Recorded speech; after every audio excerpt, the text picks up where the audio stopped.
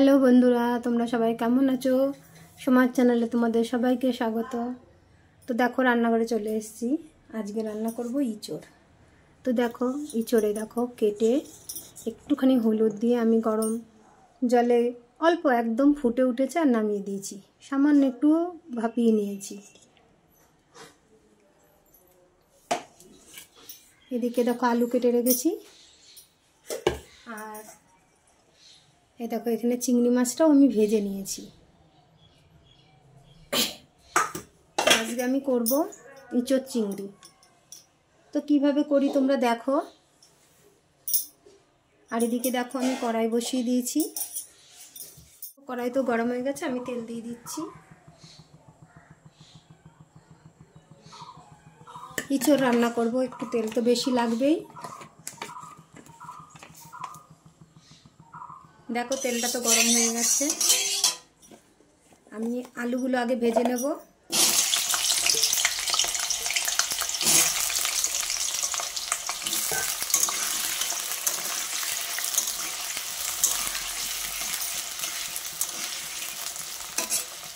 ভাজা হয়ে গেছে, আমি এবার আলুটা তুলে নেব।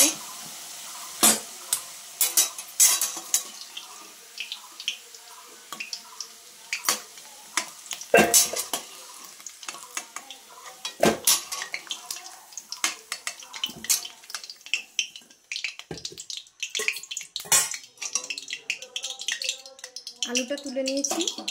আমি এবার ইঁচড়গুলো দিয়ে দেবো ওই তেলেই। ইঁচড়টা একটু নাড়াচাড়া করে তুলে নেব।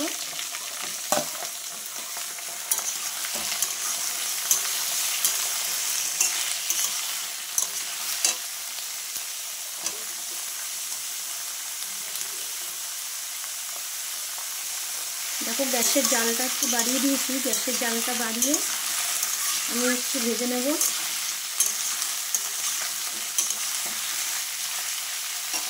অল্প করে একটু ভাজবো, খুব বেশি না। দেখো হয়ে গেছে ভাজা। খুব বেশি তো ভাজবো না, মিডিয়াম একটু ভেজে নেব। তো মিডিয়াম ভাজাটা হয়ে গেছে, আমি তুলে নেবো এবার।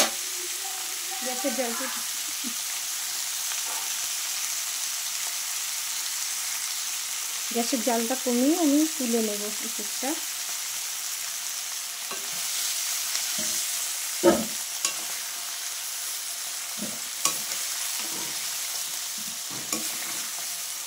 দেখো ইঁচড়টা তুলে নিয়েছি ওই তেলে। আমি তো অনেকটাই তেল দিয়েছিলাম প্রথমেই, ওই তেলটাতেই ভেজে নিয়েছি। নিয়ে ইঁচড়টা তুলে নিয়েছি। এবার দেখো ফোড়নে দেবো জিরে, তেজপাতা, শুকনো লঙ্কা, গোটা গরম মশলা।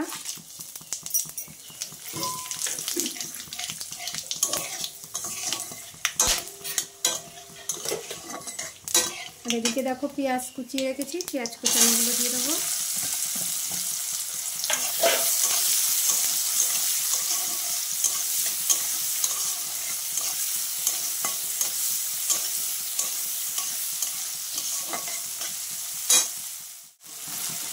আমি পেঁয়াজ ভাজাটার মধ্যে অল্প একটু লবণ দিয়ে দেবো, তাহলে পেঁয়াজ ভাজাটা ভালো হয়।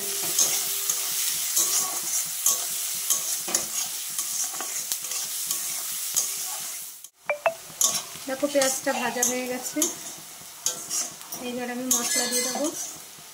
এই দেখো এখানে মশলা আমি এখানে জিরে, আদা, শুকনো লঙ্কা, রসুন বেটে রেখেছি।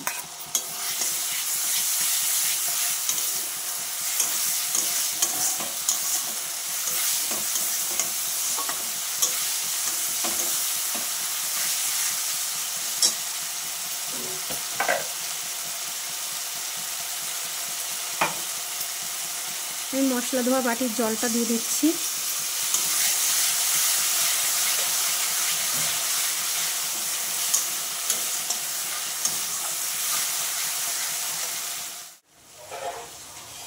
দেখো মশলাটায় তেল ছাড়তে আরম্ভ করেছে। মশলাটা কষানো হয়ে গেছে অনেকটাই। দেখো তেল ছাড়া শুরু হয়েছে। এখানে আমি স্বাদ মতন লবণ,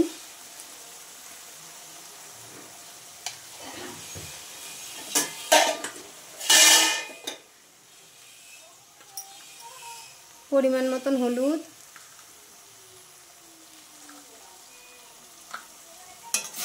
দিয়ে আমি আবারও ভালো করে কষিয়ে নেব।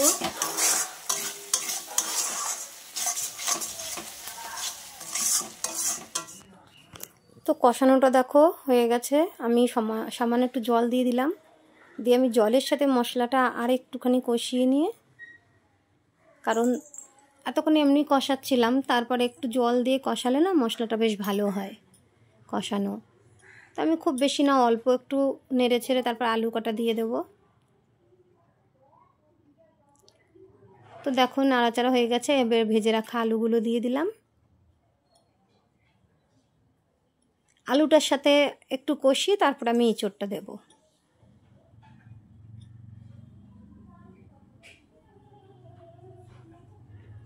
তো দেখো আমি আলুটার সাথেও একটু ভালো করে কষিয়ে নিলাম। এবার আমি এঁচোড়গুলো দিয়ে দেব। এই দেখো এঁচোড়। এবার এঁচোড়টার সাথেও আমি আরেকটু কষাবো, কারণ এঁচোড়ের সাথে যদি আমি ভালো করে না কষাই তাহলে তরকারিটা তো খেতে অতটা ভালো লাগবে না, এঁচোড়টাও কামড়ালে ভালো লাগবে না। তো আমি যত ভালো করে কষিয়ে নেব তত খেতে টেস্টি হবে।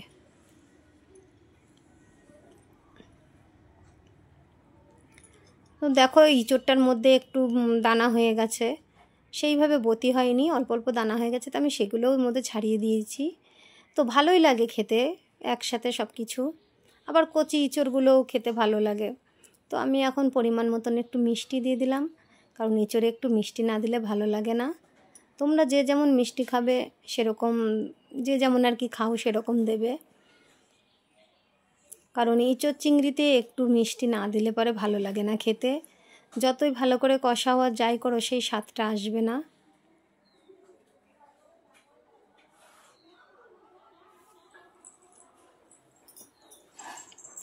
তো আমি এঁচোড়টা খুব ভালো করে কষিয়ে নিলাম মশলার সাথে। এবার আমি জল দিয়ে দিচ্ছি। তো অল্প করে জল দিয়ে আমি একটু নাড়িয়ে চাড়িয়ে নিয়ে তারপরে আমি বেশি করে জল দেবো পরিমাণ মতন।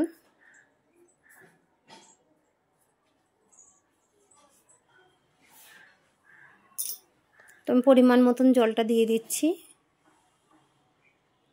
খুব বেশি লাগবে না, যেহেতু আমি একটু গা মাখা তরকারি করব।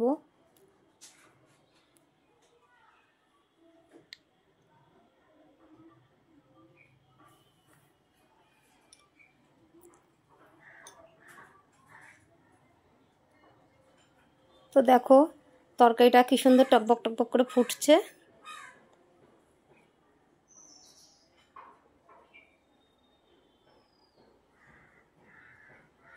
তো আর একটু হবে, তরকারিটা ফুটবে, আমি একটু নেড়ে চেড়ে আবারও ঢেকে দেব।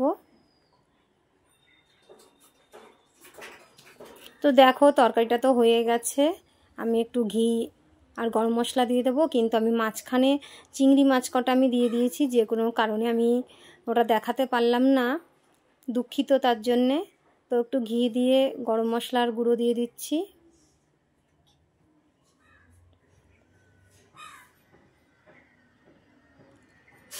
তো আমার ইঁচড় চিংড়িটা হয়ে গেছে, নামিয়ে নেব। তা আমার ভিডিওটা যদি তোমাদের ভালো লাগে একটা লাইক কমেন্ট শেয়ার করো। আর এইভাবে রান্না করে তোমরা খেও, খুবই টেস্টি হয় এইভাবে রান্না করে, কারণ বাড়ির লোকেরা খেয়ে বলেছে তরকারিটা খুবই সুন্দর হয়েছে। তো এইভাবে তোমরা রান্না করেও খেয়ে দেখো। তো আজকের মতন এই অবধি, টাটা বন্ধুরা।